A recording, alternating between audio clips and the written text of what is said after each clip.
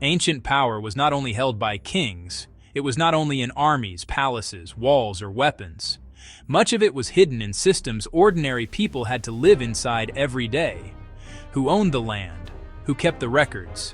Who controlled the temple stores? Who owed labor to the state? Who was allowed to belong? These systems could decide whether a person had food, status, protection, work, family security, or a future. That is what makes ancient power so important to understand. It was not always loud. Sometimes it was written on a clay tablet, stored in a temple, measured in a field, demanded as labor, or enforced through rank, purity, and social belonging. This is Facts and History 87, where real history, strange evidence, and forgotten details change the way the past looks.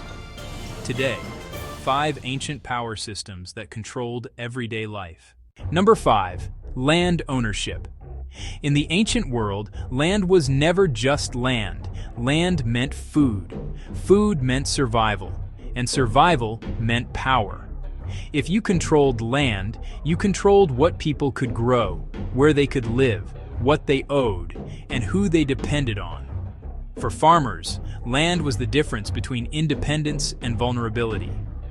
A bad harvest was dangerous enough, but losing access to land could destroy a household completely. That is why land records, boundary markers, inheritance rules, and estate control mattered so much. They were not just administrative details. They decided who had security and who lived at the mercy of someone else. In many ancient societies, elites, temples, rulers, or large households could control huge amounts of land. That meant they also controlled the people who worked it. A field could look simple from the outside, but behind it were taxes, obligations, social rank, labor, debt, and survival. Land ownership belongs at number 5 because it shows the foundation of ancient power. Before money, before industry, before modern bureaucracy, control over land meant control over life. Number 4. Written records. Writing did not only preserve history, it created power. In a world where most people could not read, the people who controlled records controlled reality. A debt written down became harder to deny. A tax list could decide what a family owed. A contract could decide who owned property. A royal order could move workers, grain, land, or punishment. That made scribes and record keepers incredibly important. They were not just copying words, they were helping the system remember. And what the system remembered could become law, debt, ownership, or obligation. This is why written records were so powerful. Memory inside a community could fade, but a tablet, scroll, seal, or archive could outlive the person who argued against it. If your name appeared in the wrong place, you owed something. If your land appeared in a record, it could be taxed. If your debt was written down, it could follow you. Written records made power more durable. They allowed states, temples, merchants, and rulers to reach beyond personal memory. The person holding the weapon had power for a moment, but the person holding the record could control what happened next. Number 3. Temple economy. Temples were not only places of worship. In many ancient societies, temples were also economic machines.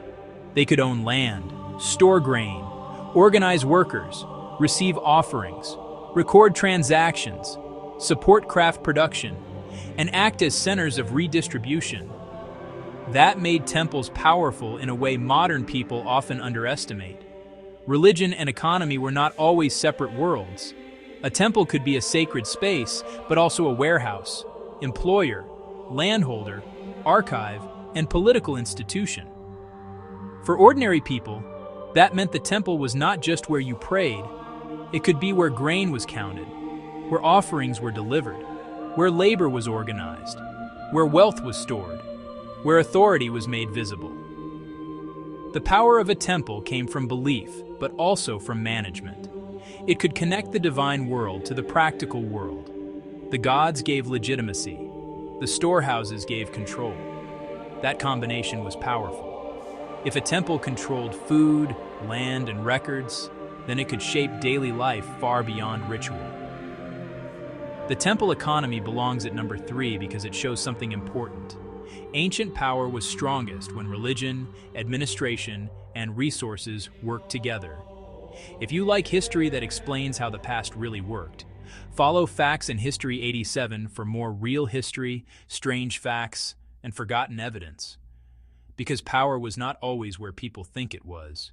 Number 2, labor obligations. In the ancient world, people did not always pay what they owed in coins. Sometimes they paid with work.